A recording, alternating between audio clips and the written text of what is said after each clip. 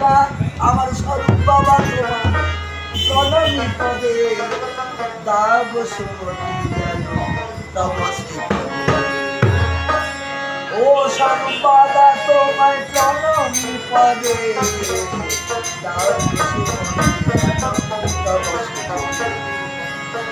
আমি যদি ভুল যাব তুমি ভুলো না আমি যদি নাই হইতে বাজাও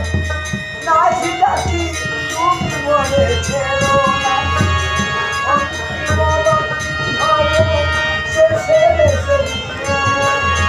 তোমার চরণে যেন